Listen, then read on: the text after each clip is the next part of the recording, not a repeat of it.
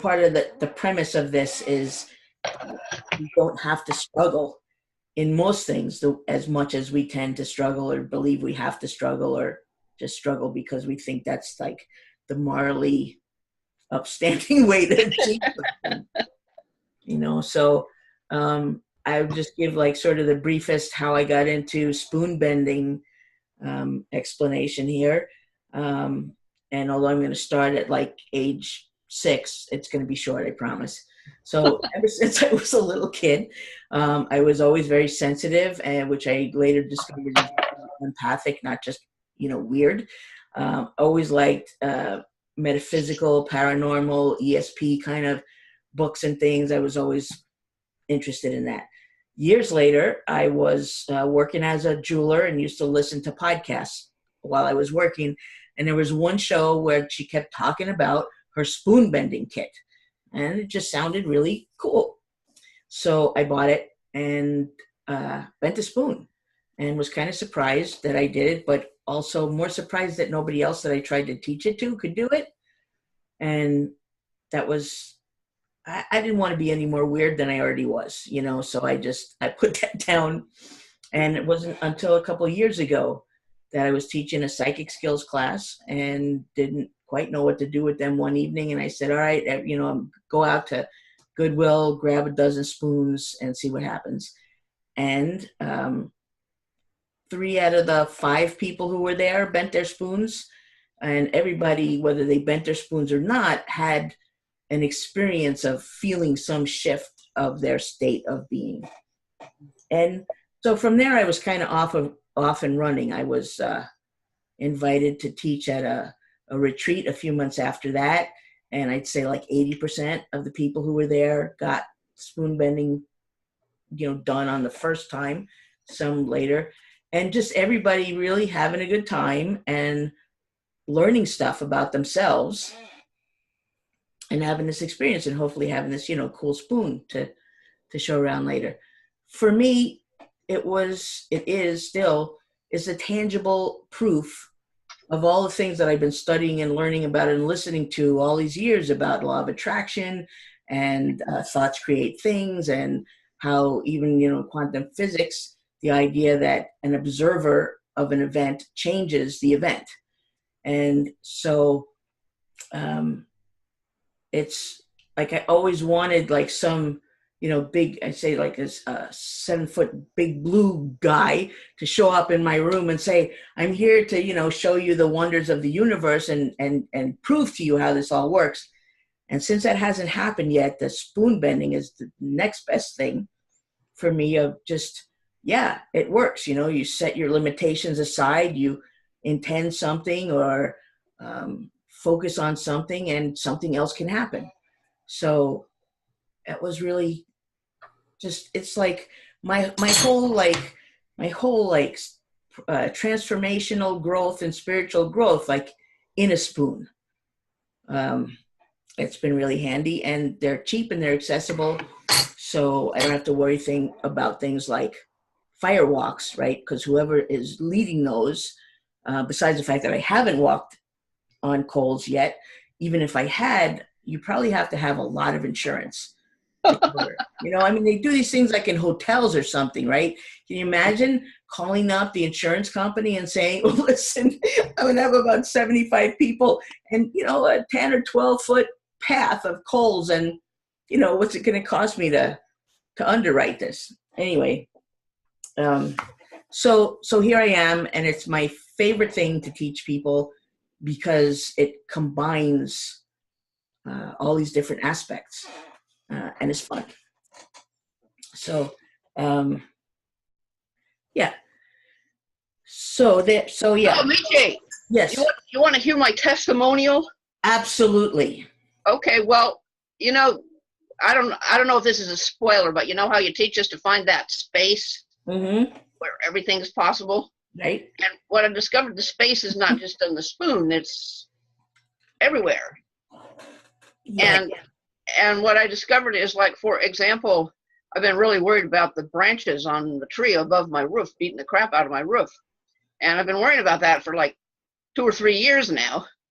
and I'm afraid to get up on the ladder myself because I'm an old lady now, or getting there. Anyway, so just all of a sudden, out of the blue, well, it wasn't out of the blue. There was a thing on Facebook about Danya and Craig have been friends for this many years.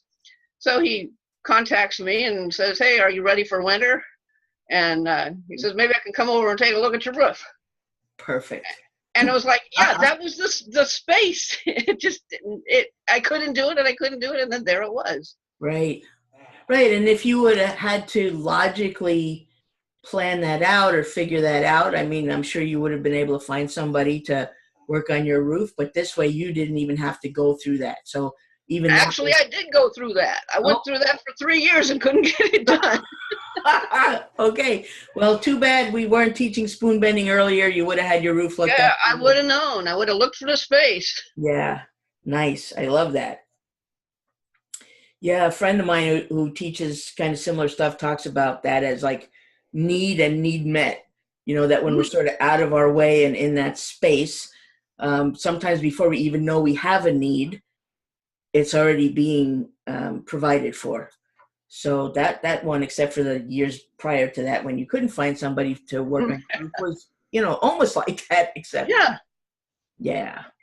So you know, I'm going to cover like the basics too, because even though I know, you know, you all are like somewhere along on the path, I'm assuming that there are going to be people who had signed up who are going to be watching the replay. So I don't want to, you know, start off like way ahead and leave them, you know, in the spoon dust. So, okay. So that was like the why of spoon bending. The other thing is that I tell people, first of all, you can't just like grab something out of your mother's, you know, silverware drawer or whatever. You gotta either provide your own or make sure you have permission. It's consensual spoon bending.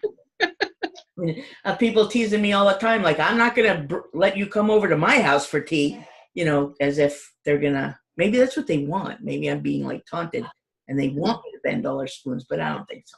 Anyway, what you ideally want is a spoon that when you put pressure on it, it might bend a little bit, but unlike one of these, it's not going to just, you know, I mean, that wasn't even half of my force. And it just easily, because when you do that, you're going to think, oh, I just did that, like I did. Right. So you want something that's going to be a little bit tougher, you know, but I'm not going for like rebar because I want to keep it somewhere within the realm of maybe possible believable. But it's helpful if there's something that feels too hard so that when you do it, there's that surprise or that sense of, wow, something just happened here that was out of the ordinary. And so a lot of different sort of techniques, as, you know, Danya was talking about getting into that place. And what that place is where you're setting aside self-criticism and judgment, which is why I like this tool a lot for learning about self-love and noticing what you're saying to yourself and starting to change that. Because if you approach this now or anytime as like, you know, well, you could do it, but I can't because, you know, you did this and you know that, and I'm not as good as you, or, you know, the last time I tried something, you know, why do I keep expecting I'm going to, whatever your critical rattle in there is, it's going to get in the way of your spoon bending. I mean, it is actually more than get in your way. What I hope from teaching people how to spoon bend is that it's actually creating and structuring your reality so that when you're talking to yourself like that about just even how everything is too hard or how you never know what to do or, you know, any of those kind of statements, like in the opposite way of what Danya was saying about getting into that space and making almost magical things happen, when you're in that other space of limitation and what can't be done and why it's so hard and like just proving to yourself that this is too hard. I'm really good at that. Right. And that's how, you know, we make our lives that way, right? It's like that's what we're asking for in a way. I don't mean like if something bad happens to you, you ask for it. It's, you know, it's not that. But in terms of like just your own relationship to the experiences that you have, they're either agreeing with you, like, yeah, look how hard and rotten and stingy and whatever life is, or they're doing things like, with your roofer guy of like, look how serendipity and how easy things can be and how stuff comes together and I don't have to worry and I can trust. And the more that happens in your life, the more you notice those experiences, the more you can trust. And the more you go out into your life with that trusting, then you're creating that. It's like you're seeding your reality before you. And so, hello, Franz. Tanya, you are live. Hello. Okay. I just got out of the shower. Okay. Yeah. So it's about setting aside your negative, critical patter voice, and it could be more than one voice. I mean, sometimes that voice sounds like you, and sometimes, it sounds like somebody else that you know or don't know. And then there's just the general like beliefs that we grow up with, about things like gravity and spoons and metal being hard, and we're tempted to believe that because that's how it works. And so the spoon bending is actually trying to step out of that and allow something else to be true besides that. And so those are tricky because you don't even know that that's like a belief you're working on because you were told that. I mean, that's, metal. It's hard, and, you need tools and machinery and whatever to bend it. But, if like in nursery school, somebody had said, hey, everybody, let's, grab a spoon and bend it, and had led you to believe that it was possible, I'm thinking you would have been bending spoons all your life, or if they were teaching you how to find that space, right? It's like, okay, let's all sit quietly and just find that place in us where we're peaceful and calm and feel safe and are not, nobody's nagging us and we're not nagging anybody or whatever. Find that place and then, make your drawing from there or draw your alphabet or, whatever. It's like we have that space within us. We come with that, right? So, Danya, earlier you said that, taught about the space in the spoon, right? Like in the molecules and everything. And then you were saying space is elsewhere, but also that space is in you. That's probably really where it is. Yeah. I mean, that's where like the control tower is. Yeah. Space, right, is within. And so it's bringing that together, which is another reason that I am fond of the spoon bending business, because it takes the theoretical and the in my mind and even the spiritual and meditative and visualization, and it puts it really right out there, puts it on the table, that here is a thing, here is stuff that we can relate to differently and nice. That's nice. Great. And, create something else. And with some practice, then you also start asking yourself questions about other things, right? Like, how can this, I need somebody to fix my roof or to trim my trees. How can I get that? How can that happen for me? I want to take a trip and right now there's no money in my bank account. How could it be that I get to take this trip that I want and not have to answer it? Because your logical everyday mind, if it steps in to be the one to answer, it's going to tell you, well, you have to open up the yellow pages, if anybody even still knows what those are, and look up for a roofer or a tree trimmer, and then you have to call them, and then you have to make an appointment, right? And I have to, save money and put a savings account and every week take this. And those are the logical step-by-step ways that we have been taught and learned to live in our lives. And this is just, it's like, this is the coolest detour. Go right through that. So that's, my preamble there. And hopefully everyone who does have a spoon or a knife, you can be holding it and just feeling it, having an awareness of it in your hand, and awareness from this conversation how we are all energy and the spoon is energy. So even though it doesn't look like that, we are actually made of the same thing, atoms, electrons, whatever. And I don't know the ratio, but I do know from reading quantum physics books and listening to people that there is a lot more stuff, a lot more space in stuff than there is actual stuff in stuff. Scientists now are actually thinking that maybe there is no stuff in stuff, and that there's only like possibilities of stuff in stuff, and yet they show up as stuff. So what if we're thinking about this differently, and what if rather than whatever we would normally tell ourselves about this, like say, you had to describe this to someone who'd never seen a spoon, and you might just say it's, it's bright and it's shiny and it's narrow and rounded at the end. And if you don't include things like, and it's hard, and if you put it in hot water, it gets hot, and, just the things that we know about it, but instead make something up, or imagine something like, it does that and it's really useful. And sometimes when I want to, it can bend and twist. Right. And it's just, for me, I can do it that quick because I've been doing it a lot. And as I'm talking, for me, talking and joking around is my way to find that space. Right. It's like when I'm doing that, that's when I feel like in alignment, in my body, present, feeling good, and not running any critical stuff and not listening to what's out there. And so in the beginning, for most people, it takes longer to get to that point. And it's about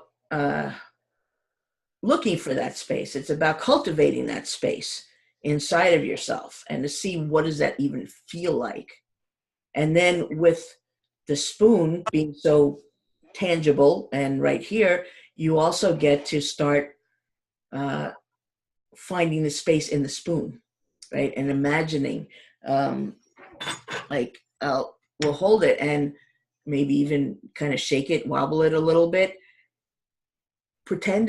imagining that the spoon was actually floppy and what that would feel like, right? And if it wasn't me doing this, but the spoon was able to do that, what would that be like? And to just stay in that moment of wonder and possibility, and feel it. I'll hold it in between my thumb and my fingers, and again, I'm looking for some feeling that's different. And some of it is imagining, some of it is pretend, right? It takes some pretending to get out of our knowing. And so I'm pretending that I'm going to be able to just take the spoon and just bend it over, that I'm pretending that I can intend that the energy that I am and the energy that the spoon is can have a different relationship. I can draw something different out of it. Are you showing me you're wobbling your spoon, Linda, or you already bent your spoon? No, I'm wobbling it. Okay. All right. Yeah. So, and so just, kind of pondering that. And for some people, depending on, if you have like meditation or visualization practice, you can, it's like whatever practice or metaphor works for you to get into that just open, present state, do it. So whether it's imagining, bringing white light down through your crown and your body and then out your hands, and then, coming into contact, that same white light energy with the spoon, and that is what is required, or that's what's going to trigger the change for you, then, go for it. The first time I bent a spoon, since I was working full-time as a jeweler, then I pretended that I was holding a torch on my spoon, because in my mind, I knew that if I took metal and heated it to red hot, I would be able to bend it in real 3D, situation. But of course, there was no torch. It did not get hot. It wasn't red, but still, that was like enough to shift the believability quotient, right? And to allow myself to continue to almost pretend, right? To continue to imagine and visualize something else happening. And on a tactile, physical level, I'm imagining, what will my hands feel like? What will it feel like in my hands when I'm bending it? And I don't always know. I mean, I'm usually going in one direction, but sometimes that spoon, whoa, did you just twist that up, Lynn? I've never twisted one before. Cool. Whoa! That's awesome. But I've never twisted one, so that's Right. cool. And what I was just going to say is sometimes, like, you and the spoon are going to do something that wasn't intended, you know? I mean, it's going to go, you know, I think I'm going this way, but then all of a sudden it's like it wants to do something else. And you are in this dance, in this moment, with your energy and the spoon's energy. And I'm so passionate about teaching this because when you bend a spoon, like now you have that, you know, you could put it, you know, on your kitchen counter or hang it from your, not rear view mirror, maybe somewhere safer, but someplace where it's like, it's literally a touchstone for you now of what you were able to accomplish. And we've been at this, well, we've been on for half an hour. We've been talking for 20 minutes. And you just bent and twisted a spoon, you know? So, which seemed, I mean, even Lynn, I know you've bent other spoons, but you have never twisted one. So No, never. So and it was like a limitation for me because I just, in my head, I knew that it wasn't going to twist. right. And this time I kind of came into it with, why not? Why is it not? Right. Of course it'll twist. Exactly. Right. And, you know, the one that I just twisted, I have been trying to twist. I've been getting a lot of twists in, you know, the near past. But just lately, I haven't been able to. And so I've been starting to think, oh, you know, I lost it, or I can't really do this or whatever. And when I did that just now, I was in that zone. I was in that place of just being present and open and like willing, right? You don't even have to believe it. You just kind of have to, well, you have to not believe it and just, you know, suspend judgment or decision for a minute. Or outcome, just suspend outcome. Yes, definitely. Right. Yeah, you need to let go.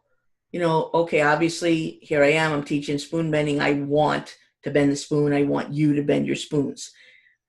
But when we get so attached to the outcome or attached to knowing believing how we think the outcome must be, we're limiting, you know, all those electrons that are being in every possible space at once until they collapse into one, but we're only giving it like 4 choices, you know? So that's how it's going to be. But if we can drop that and step into that too, as just, we're just present. Here's my intention. Here's my focus. Here's the trajectory that I'm on. And I'm going to let myself and it and the moment unfold and see what happens. And so in that moment, you twisted a spoon in a way that you didn't even think you could. Yay. Yeah. So, you know, as I'm talking, you can keep, you know, holding, feeling your spoon, your knife, whatever. And okay. And so for some people, while I'm talking and you're feeling it and you're listening to me, so you're not focusing, you know, on your nervousness or performance or whatever, you may find that that's the moment that you feel something different and you're going to bend your spoon. For other people, it might be that it's not even going to feel different for you now. It's going to maybe require you to sit down and meditate and, you know, center yourself, because maybe that's how your system operates. That's how your energetic system operates, or that's how or your belief, right? I mean, if we believe that, yes, I can do this, but only after being like pumped up, you know, for 6 hours at a personal transformation rally, you know, with other people chanting and yelling, that's how I'm going to do it, then yeah, chances are that is how you're going to have to do it. But like you were saying, Lynn, if you let go of the outcome and I guess let go even of the circumstances, right? And just wonder and allow and see what happens. So, Linda, I'm wondering, how are you and your spoon experiencing each other at the moment?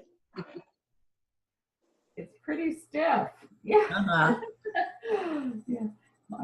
I'm a little curious as to how rounded you have to be, because it's like for me, you have a little bit of a meditative voice and it's kind of tired. So I could be like really like zen out. And am I supposed to be like actually in my body? Right. It depends, yes and yes. And it's actually like you get to decide, if you decide that being meditative and feeling kind of spacey or in some upper realm is going to keep you from being grounded enough to bend a spoon, okay.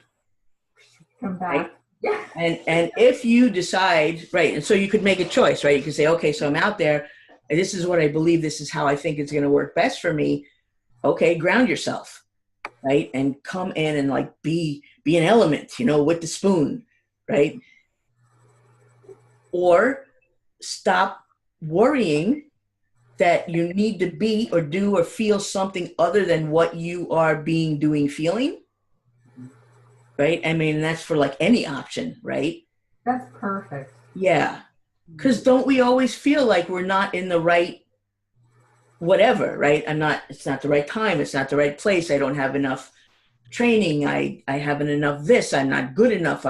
Was not nice enough on the freeway, whatever it is, right? We've got all these reasons where we're not where we think that sweet spot is. Yes. Perfect. Right. So like you are the sweet spot, right? When we let ourselves be. So what shifted for you just in our talking now?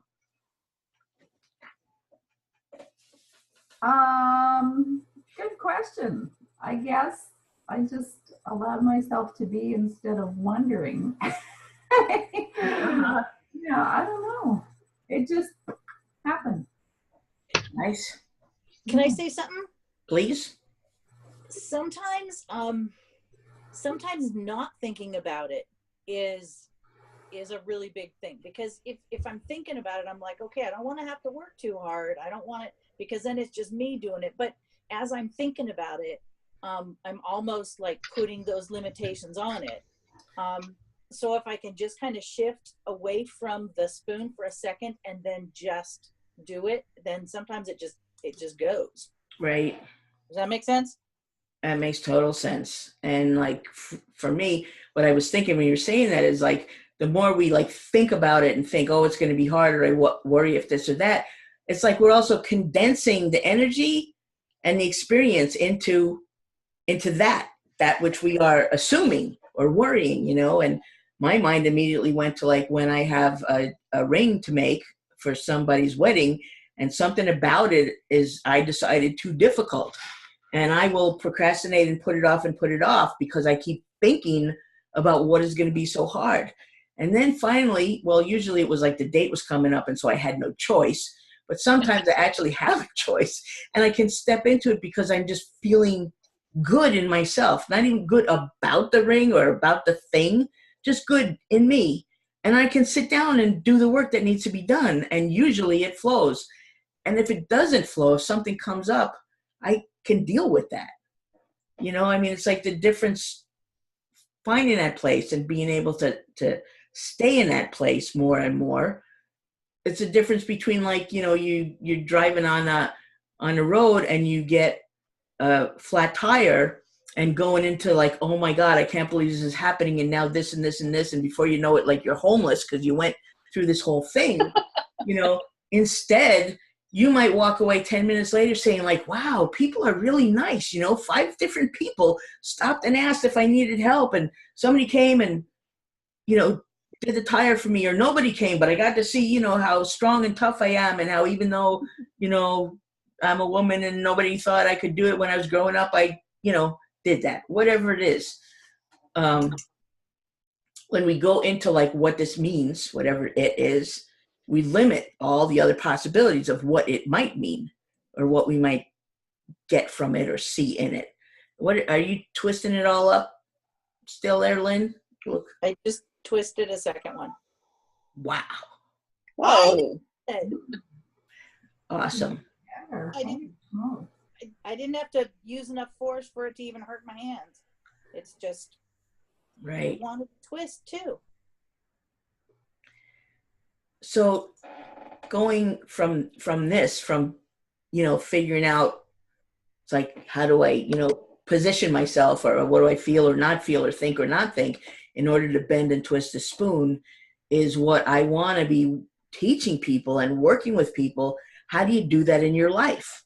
You know, or now that you've done it, like, look at things differently, ask different questions. Like Danya was saying with, you know, with the roof, or, you know, I was saying with the ring, or you've got some project coming up, you know, and you just keep telling yourself, and other people probably can tell you too, like, wow, that's really hard, or it's so big, or it's, you know, it's such a big project, it's hard to manage, and how are you going to do all of this, and you'll never get it done, you know, you don't have time. Like, we don't really sit down and think, wow, I'm going to get this done because I'm enthusiastic and I have like lineage behind me of people who were authors, you know, for the last 10 generations. And, you know, it's so easy and computers have made it so, like, we don't do that. We do the other, right? We tell ourselves how hard and difficult and inaccessible it is.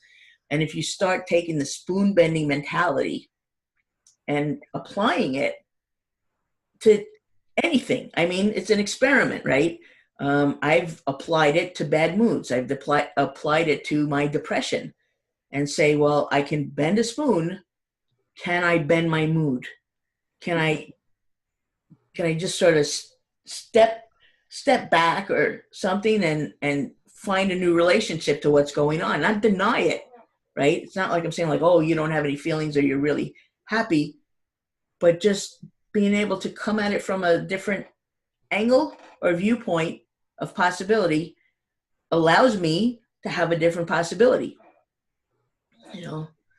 So that's what I hope to offer to people with this experience.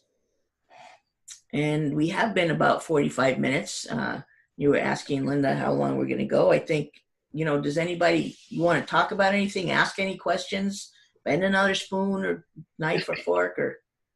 I only have one spoon. Okay. Bring more. Right. Like, can you bend it more than once or in different places? Yeah. I don't recommend like unbending it and bending it again at that place, because sometimes the metal will weaken or stiffen, and then you may bend it and may crack in half, and you didn't really, you know, I mean, you did because you're the one who bent it, but yeah, you can bend this part, which for me, I had already bent, I don't know, 10 or 20 spoons, and I was convinced that I could not bend this part because that's the thickest part, you know. And as I was like actually talking about that, I think on one of the webinars, suddenly I bent it. And again, you know, it's like, this is not a sort of, you know, do it once and then you've got it nailed, right? This is you do it, kind of maybe move your boundaries out, include a little more, be a little more open, and then you sort of come up against your next bump. But if you realize it, you know, like Lynn was saying, that she acknowledged that she had this thing about twisting the spoon. So yes, you can go back to your spoon and try to make other things happen. Who knows what else happened? I mean, you might pull it apart into two pieces. I don't know. Anything is possible, you know. And that sort of, that question, there's so many like energy healing trainings and modalities and stuff that, you know, I took like weekend or week-long trainings, and the whole thing of like all of us participating, we're like, well, can you do this, or how should I do that, or, you know, does this hand go, you know, and just this, because it's new and you don't know, and somebody's giving you a system, the system that I want to give you is a no system. And to just, wonder, to allow, to be curious and see what happens. Or sometimes even deciding, I could decide that I want spoons to be bendable, which does not necessarily mean I'm going to bend this spoon, right? But you can bring it into your repertoire of what's feasible, and then sort of keep adding, and as that adds, the boundaries of what is not feasible, kind of moves further out to include. Yeah, I said that backwards, but I think you know what I mean. Like the more you bring these possibilities in, it's like that's law of attraction, right? When you start walking around saying, I wonder, what is going to come up in my day that's like easy, or that's going to amuse me, or that I'm just going to be tickled by, and allow that and look for that, it's going to start showing up more. And so if what you want is to bend spoons, or to, organize your closet, or wash your car, whatever it is, or get a degree, you just keep bending the spoon, one spoon at a time, right? I mean, you don't just say like bend this and I have a degree, but you bend it and say, I'm going to easily know what college I want to apply to, whatever, right? You take, what step are you on right now, and work that step. Or say, I really want to get here, how am I going to go? And then just let it flow. So that's the spoon bending wrap. And so how did we do on the knife? Oh, the knife. Well, I actually bent the knife back in the opposite direction that I had originally bent it, because I was trying to twist it, and I thought, well, it's not twisting, so maybe if I bend it back this way and try to twist it that way. Right. So I actually did bend it farther this way than that way, but I haven't twisted it yet. But my big ambition is to twist something. Yeah. Right. And so you had change, right? And so, yes, at some point I see you, I imagine you twisting it. And for now, to be in the moment and the success of what you've done, right? And allowing yourself to do that. And then what next, right? So I think we can call this good for today. I'll have it twisted before I see you the next time. All right. I love it. Yeah. So what I want to let you know, for yourselves or for people that is that I'm going to be starting a 4-week group coaching. Like, I'm going to do a series of 4 weeks.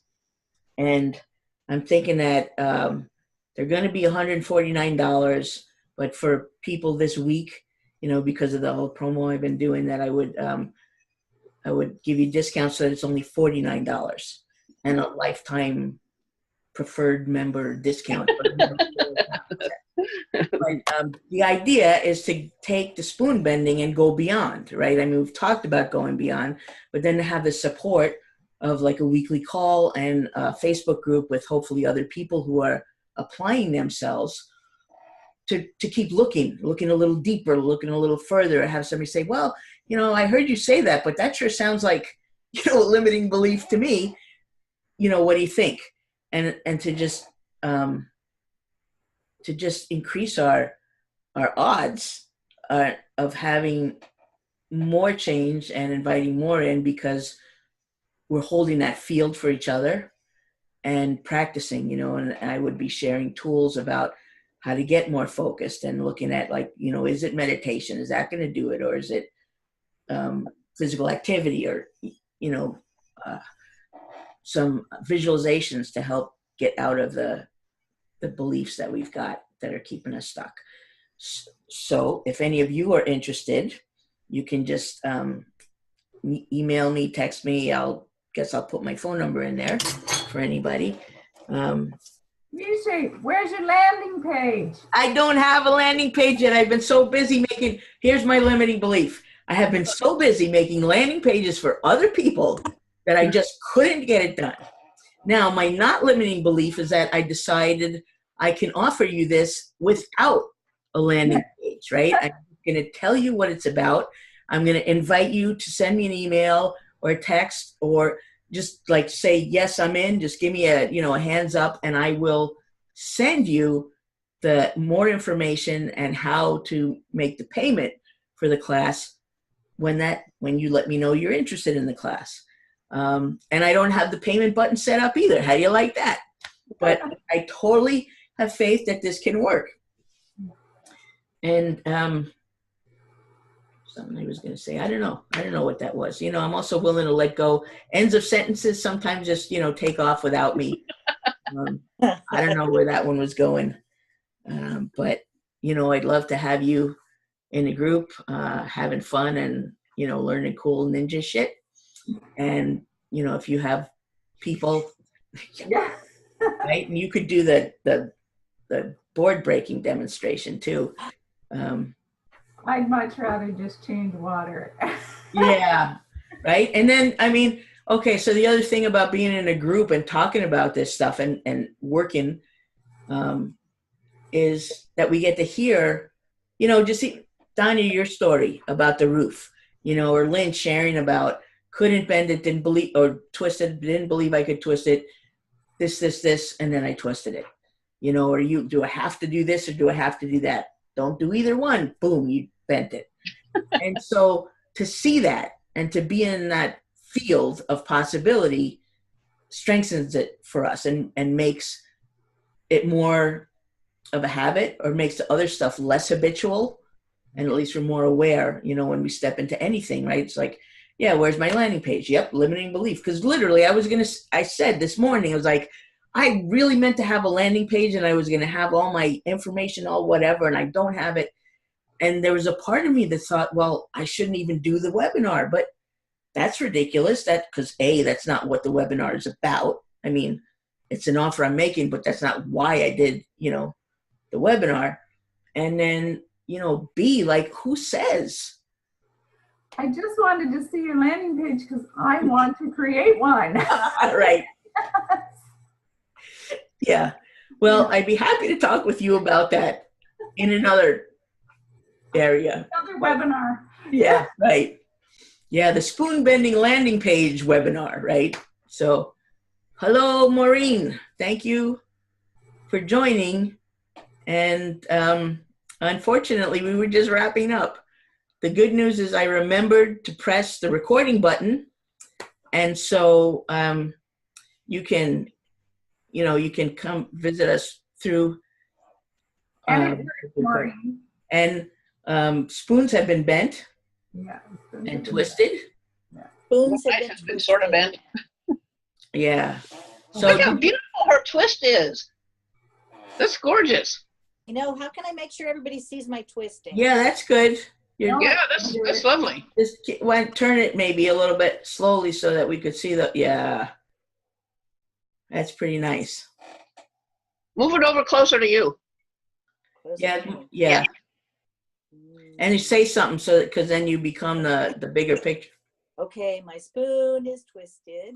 I didn't think I could, but then I did, and it was amazing. Oh, lovely. And so like totally forgot what that sentence was going to be. Never mind. Yeah. So the replay will be here. I think I'm going to try to do this free webinar more often because I just really love teaching people and having that, like, it just gives me chills when you bend your spoon. Or twisted. It just, I feel like I'm helping to spread possibility out into the world, right? Yeah, I guess I'm gonna wrap it up and just say thank you. Thank you for being here. Thanks for giving me chills. And You say thank you. yeah, thanks. And if you're interested in this 4-week coaching group, let me know. If you know somebody who's interested, let them know to let me know. And otherwise, just, next time I'm doing a spoon webinar, come back, bend another spoon or a knife or a fork, and bring your friends, because it's pretty cool. Yeah, absolutely. Yeah. All right. Good night, folks. Thank you. Good night, everyone. Thank you, BK.